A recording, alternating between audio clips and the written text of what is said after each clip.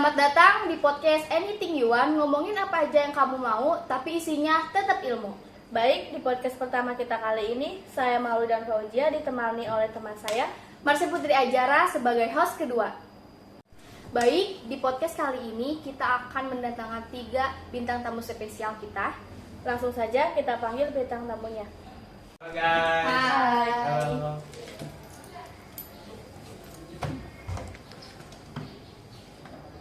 Inilah bintang tamu spesial kita di podcast kali ini. Di sini kita akan membahas tentang tantangan dan bahaya yang mengintai demokrasi negeri di masa pandemi. Sebelumnya, kita belum tahu nih siapa-siapa aja yang datang di podcast pertama kita. Perkenalkan, nama aku Kolbi Maulana. Nama saya Arya Saputra. Nama saya Raba Putra Samsi. Nah, itu dia guys bintang tamu spesial kita kali ini. Tanpa berlama-lama, kita mulai podcast tentang demokrasi ini. Menurut kalian, bagaimana sih pandemi mempengaruhi demokrasi yang ada di Indonesia? Menurut saya, pandemi memberikan tantangan yang sangat besar bagi demokrasi, terutama dalam partisipasi politik, transparansi, dan juga kebebasan sipil. Pemerintah harus bisa menyeimbangkan kebijakan kesehatan dengan memegang teguh prinsip berdemokrasi. Tapi menurut saya, pandemi menjadi alasan untuk membatasinya kebebasan dan berpendapat dan berkumpul. Banyak kebijakan dibuat tanpa pengawasan publik yang cukup dan pengawasan terhadap pemerintah juga sangat sulit. Menurut saya, pemerintah harus mengambil langkah cepat dan tegas untuk menyelamatkan nyawa rakyat. Pembatasan sosial bukan untuk mengekang demokrasi, tetapi untuk mencegah penyebaran virus. Baik, kita lanjut ke pertanyaan berikutnya. Menurut kalian, bagaimana sih pandemi berdampak pada kebebasan sipil dan hak asasi manusia? Jadi, pandemi itu memberikan dasar bagi pemerintah untuk menerapkan aturan darurat yang seringkali membatasi hak-hak rakyat sipil, seperti kebebasan berkumpul, berekspresi, ataupun kebebasan menyampaikan pendapat. Meskipun ada alasan kesehatan, namun seringkali pemerintah menerapkan kebijakan tanpa ada batas waktu yang jelas. Kami pun melihat peningkatan kriminalitas terhadap kritik kepada pemerintah. Banyak aktivitas dan jurnalistik yang menghadapi ancaman hukum hanya karena menyuarakan keprihatinan terhadap kebijakan pandemi yang dianggap tidak adil atau transparan. Dalam beberapa kasus, akses terhadap informasi publik dibatasi atas alasan pandemi.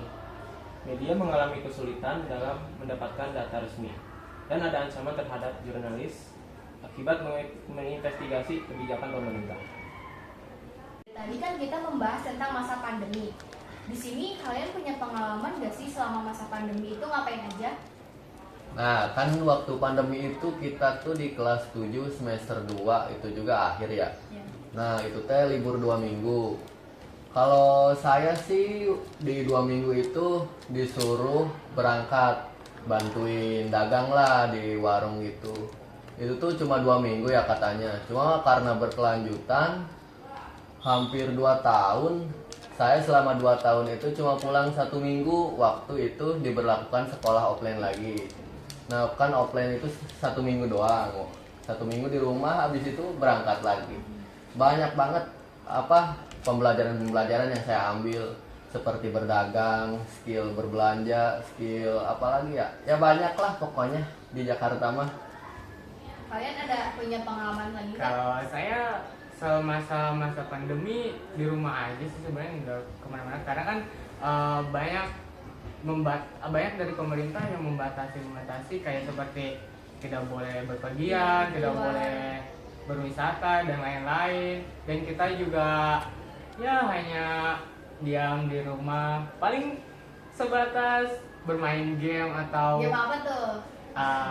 wah, buat gamenya banyak sih sebenarnya gitu, cuman ya karena gabut atau bosen jadinya ya saya memilih buat main game aja sih. Dan kebetulan waktu itu juga waktu masa pandemi kebetulan tidak terlalu banyak tugas dari SMA, karena kan waktu itu kita kelas 7 dan mau naik ke kelas 8 waktu itu, dan itu juga ya nggak terlalu banyak lah tugasnya, makanya saya hanya bermain game, bermalas-malasan dan tidak Di rumah aja.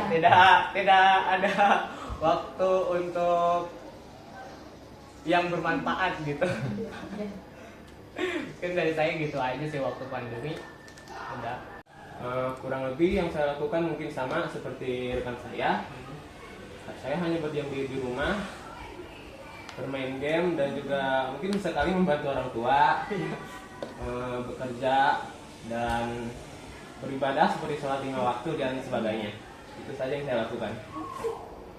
Oke, nah dari tadi kita aja nih yang ditanya, boleh gak sih kita nanya kepada host kita yang dari tadi sudah menanyai kita? Kan kita udah berbagi pengalaman kita nih pas pandemi. Nah, sekarang bagian kalian nih, apa punya pengalaman yang sangat berkesan gitu saat masa pandemi? Oke, saya selama pandemi saya juga sama seperti Rapa. Di sini saya juga hanya bermain game, bergadang, dan membantu orang tua, juga sholat. Nah, di bagian masa pandemi ini suasananya seru banget karena kita cuma bermain, tidur, makan, main, tidur, makan. Di situ saya merasa kayak kayak nggak punya gairah hidup, kayak cuma main game terus. Pokoknya bingung lah mau ngapain juga nggak bisa, keluar juga nggak bisa. Tapi seneng sih bisa kumpul-kumpul sama keluarga di rumah. Pengalaman saya selama pandemi hampir sama dengan yang lainnya. Tetapi yang setiap hari saya lakukan yaitu membantu ibu memasak, membersihkan rumah, dan yang lainnya. Sebenarnya masih banyak sih, cuman ya kan nggak mungkin dibahas satu persatu. Pekerjaan apa sih namanya? Pekerjaan apa yang dilakuin. Terus yang paling penting sih ibadah sih yang paling utama. Gitu ya. Ya kan dari tadi nih, dari sebagian dari kita, termasuk saya juga sih bermain game saat pandemi. Apa sih game-game yang kita mainin? Apakah sama? Oke, boleh dimulai dari Rapa gitu, main apa? Saya sih banyak sebenarnya, cuman yang paling sering dimainin itu Free Fire sih, karena waktu itu kan lagi zaman-zamannya tuh, waktu zaman-zaman Lagi masa-masa. iya masa-masa dulu kan yang lagi naik-naiknya Iya. tuh game, dan ya paling gitu sih, itu aja sih. Ya, saya juga sama sih bermain Free Fire, soalnya nggak ada lagi selain itu. Ya, saya juga sama sih main Free Fire sampai ikut turnamen segala lah Iya, yang online turnamen. gitu. Itu turnamennya Sertifikat. gimana tuh? Iya. Online sih, pastur-pastur gitu. Jadi enggak ini. Tapi Oh dapat iya, waktu sertifikat. Ya dapat kalau juara mah sertifikat. ya karena kalau misalkan turnamen offline nggak mungkin ada ya, karena waktu itu juga Iya. lagi masa Iya. pandemi, jadi nggak bakal diadain sih. Ya kalau aku sendiri sih nggak main Free Fire ya, emang karena nggak bisa. Cuman aku sering main Mobile Legends sih, yang paling sering. Anak ML gitu. Beda. Kamu sendiri apa? Kalau saya, game yang saya mainkan waktu pandemi apa tuh? Mobile Legends, hanya itu saja. Oh iya, Ah, sama Mobile banget. Legends. Bagus sih. Oke, kita lanjut aja ke topik selanjutnya. Nah, bagaimana peran media dalam menjaga demokrasi selama pandemi? Jadi, media sendiri memiliki peran yang sangat bertanggung jawab dalam mengawasi kebijakan-kebijakan pemerintah dan harus selalu memastikan bahwa informasi yang disebarkan itu harus akurat. Namun, media sendiri memiliki tantangan besar, yaitu tentang sensor dan tekanan politik. Misinformasi juga berkembang pesat selama pandemi, terutama di media sosial. Oleh karena itu, peran jurnalis interogasi dan verifikasi fakta menjadi semakin krusial. Banyak orang sekarang mendapatkan berita dari media sosial, sehingga penting bagi kami sebagai kreator konten untuk membantu menyebarkan informasi yang benar dan melawan hoax. Baik, kita lanjut ke pertanyaan berikutnya. Apa yang bisa dilakukan masyarakat untuk menjaga demokrasi agar tetap sehat dalam masa pandemi? Yang masyarakat bisa lakukan yaitu dengan tetap mengawasi kebijakan-kebijakan yang diambil oleh pemerintah dan harus selalu menuntut transparansi dan memastikan bahwa aturan darurat yang diambil pemerintah tidak digunakan hanya untuk memperkuat politik yang merusak demokrasi.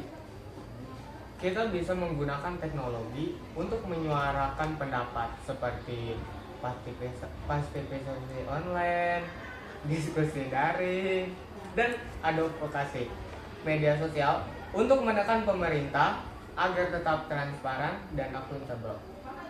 Saya mulai lebih selektif untuk mengonsumsi berita dan mendukung media independen agar tetap ada sumber informasi yang kredibel dan tidak berpihak.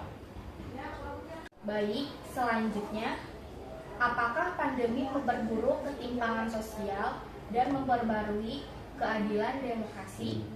Ya, pandemi sendiri sangat memperbesar kesenjangan sosial karena rakyat miskin seringkali lebih sedikit mendapat layanan kesehatan, layanan bantuan ekonomi, dan juga pendidikan daring. Kesenjangan akses internet, banyak siswa dan keluarga kurang mampu tertinggal dalam pendidikan daring yang bisa mendapatkan pada ketimpangan sosial di masa depan. Banyak pekerja informal kehilangan mata pencaharian selama pandemi. Sementara bantuan pemerintah tidak selalu tepat sasaran. Ini membuat banyak orang kehilangan hak ekonomi mereka.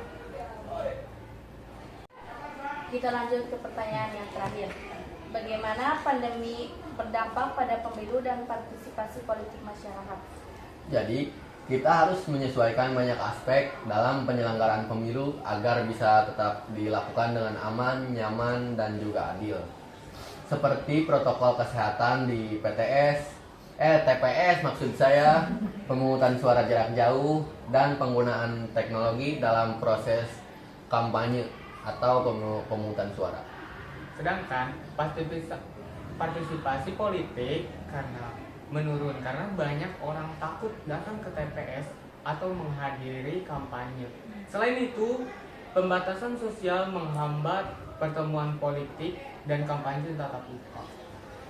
Kami melihat tren di beberapa negara di mana pemerintah menggunakan pandemi sebagai alasan untuk menunda pemilu atau membatasi peran oposisi. Ini dapat berdampak pada legitimasi hasil pemilu dan demokrasi secara keseluruhan. Guys, terima kasih telah meluangkan waktunya di podcast kita kali ini. Ya, sama-sama. Mohon maaf apabila ada salah kata-kata kita selaku host. Semoga pada pembicaraan kita kali ini menjadi bermanfaat untuk kita semua. Amin. Oke guys, terima kasih buat kalian yang sudah nonton dan jangan lupa Like, comment, and subscribe. Dadah guys. Yes, anything you want? Saya sering ibadah seperti apoy. Kata-kata kita selaku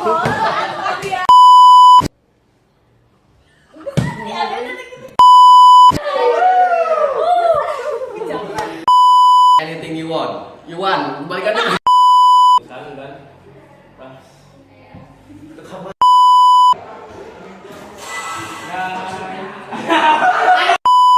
Baik, inilah 3 tamu.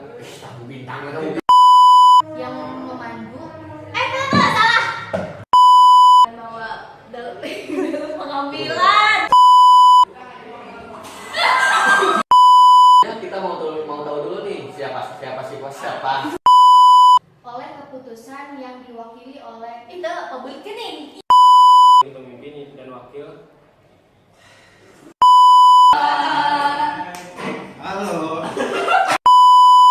Tapi isinya tetap Apapun yang kamu mau.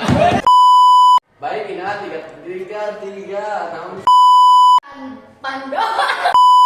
Tuh, mendorong prinsip kerakyatan. Assalamualaikum warahmatullahi wabarakatuh.